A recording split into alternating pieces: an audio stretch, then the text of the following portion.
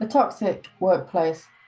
So I've both witnessed and been victim to more than my fair share of toxic behaviour and insidious bullying in various places, which is why I decided to make a series of videos that is both a result of those experiences and many years of research and understanding what looks like perfectly innocent behaviour which leaves victims financially broken and psychologically scarred.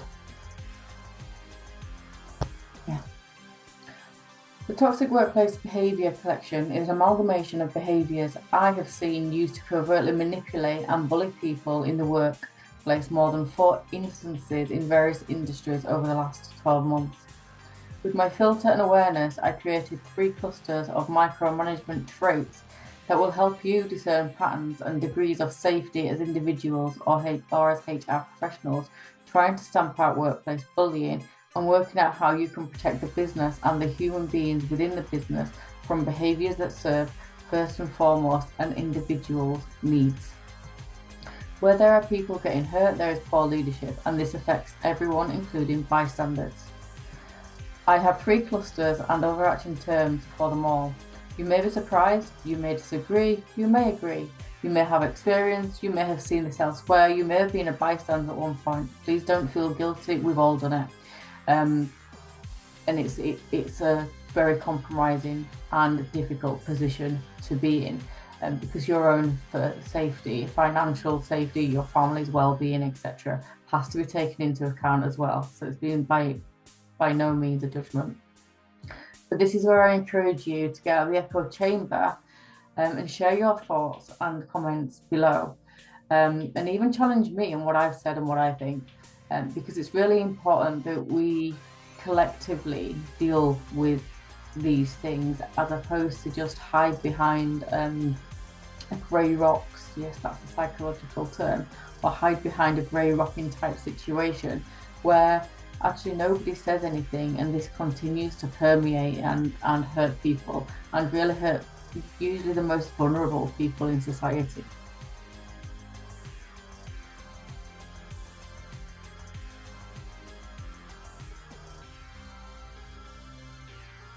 Toxic workplace behaviour, bullying, an overview. So I broke bullying down into 3 clusters. These are made up by me, completely not made up by me, but these are things that I've seen, experienced, and learned from, and learned some of the things from reading up a lot on psychology on how these things actually work together to build a picture of patterned behaviour that someone might exhibit if they were kind of a bullying, manipulative type of person. So keep in mind that whenever I talk about anything, it's about patterns. I'm not looking at one-off behaviours. If someone just has 1 or 2 of these behaviours and it looks harmless, it probably is. But if it doesn't look harmless and there's other things there and it feels a bit off, then that could be your cue to start looking for a little bit more, or just kind of being on alert around these people. So cluster 1, the look at me people. The all about me. All conversations are about me. How I have been there, seen that, done that, got the t-shirt and become the authority. And this can sound like accusatory comments. Questions that seemingly, if intonated differently, could sound caring, but are tonally designed to elicit negative feelings within you. Peacocking. This is an odd behaviour. But it's an obvious one. It's a really obvious one to look out for. So this is seeking attention by any means possible, usually by the way somebody is dressed. So some people are flamboyant naturally, others do it for attention. And the difference is the manufactured version versus another person just being naturally creative and just a little bit more leaning towards that as part of their overall personality. It's not fake. And all about me. Every conversation that is heard within earshot of this person will become an invitation for them to engage and share an indulgent anecdote to elicit an emotional response in care or adoration towards that person. So if someone can always put in a conversation, make that conversation about them, how great they are, how humble they are, how they have humility, how brave or courageous they are, that's for me is a huge red flag. I'd be watching out for a lot of other behaviours in line with that to see actually what are they really up to, because this is a great distraction cue. And I talk more in depth about this cluster in another video that I'll be putting up very soon, and it's cluster 1 called Look at Me. So let's talk about cluster 2, which is the fake and the false, which includes fake conversations. Of all things, I didn't realise this was a thing until I started opening my eyes a little bit more.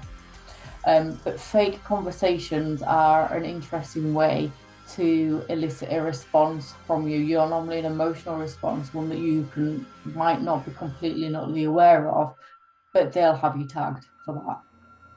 Fake niceness. And this could be compliments, a sudden burst of pleasant attention that makes you feel awkward and confused because, well, it's just out of character, or it's never happened before, or it's just a little bit, just feels plain odd, but you don't know why. And false positivity. So when you need help and ask for it, but you get a lot of noise that sounds good and it's not practical or relevant, and it can leave you feeling isolated. You can get that's a lot of false positivity. I talk more about false positivity and other elements of false positivity in the video of cluster 2, fake, which will also be posted shortly. So keep an eye out for that. And we'll explore that in a bit more depth. If at this point you've experienced any of these and they've just felt a little bit odd to you and you've not really understood why, drop us a comment below, let us know. Like I say, this is about having open conversations. This isn't just about me sharing my opinion and my experience. It's about giving everybody a platform to share opinions and ideas on what things can look like. We know more and more about some behavioral traits that psychologists deem as narcissistic, and in cluster B personality disorders, which is what a lot of these come from. Now, I'm not in a particular area that I can diagnose anything. All I can do is call out behaviour or help you to understand what these behaviours can look like, whilst they're well hidden, because I've had my fair share of experience with these, and you can't call them out. It's again, video 2 will explain why it's really, really hard to call them out. So let's go on to cluster 3, useless. And this is where you are not used functionally in work, and you may start to feel like a prop, or even like your job role isn't really relevant. This looks like being left out of conversations and meetings that perhaps should include you as the context of that meeting or conversation will include your job or your role function in the future. It shouldn't just be relayed back to you just by your manager as, well, it might or it might not, and there's this and it's that, because it's a little bit wishy-washy and it gives you literally nowhere to go with that. It's like, what do you want me to do with that information then? It's kind of not very helpful at all. And then this is simultaneously backed up with having to attend meetings and have conversations about things that actually don't include your role or job function or people that you are having anything to do with as part of your role or job function. But they're mentioned to be part of your team members because as a structural organisation thing, you may have been all lumped together into one team, but it doesn't mean you're necessarily working together. Or if you are and you think you should be and it's not, and that's not the case, that in itself could be its own red flag. Because this ends up leading you into a situation where you can feel aimless and directionless and can't even set goals around your work, which again is a classic tool of devaluation when it comes to seeing things like this in other areas of your life. And again, I'm being careful what I say here because I'm not the psychologist or the expert here. I just have a lot of experience and I've done a lot of reading up in light of that experience to understand what has happened to either people that I've seen and cared about, people that I've had great respect for that have seemingly suddenly just lost their job overnight, and even my own experiences that have left me thinking, well, what just happened? I really don't understand what just happened. All I tried to do was my job, and that just didn't seem like it was good enough or even relevant. And that can then lead to, if you are asking questions because you are starting to feel like that before you've lost your job or before something happens, you can just end up asking questions and being fobbed off some more, which is a position I've definitely been in, where I've been told one thing, or don't worry about it, something's coming, you are going to be busy, this is going to happen, and actually this doesn't happen. There is a psychological term for this, it's called future faking. And it is part of the devaluation is we'll future fake you, and then we won't give you any way of having any direction or any sense of purpose over what that future is, because we're holding all the cards and it's all on us.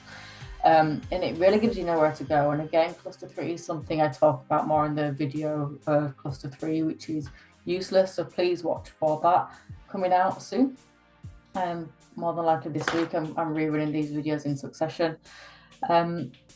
And to me, certainly in my opinion, and I want to hear your opinion and your experiences below as well.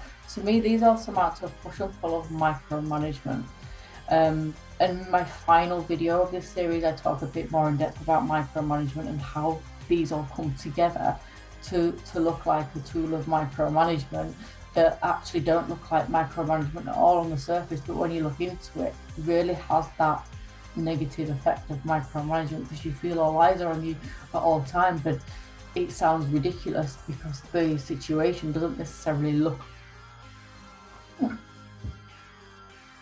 Thank you for watching. If you found this useful, give us a thumbs up and share for others to find it useful too. If you want to learn more about leadership, behaviour, communication and well-being and how to do it well, subscribe to my channel, and please find all our company details in the description below, along with links and references.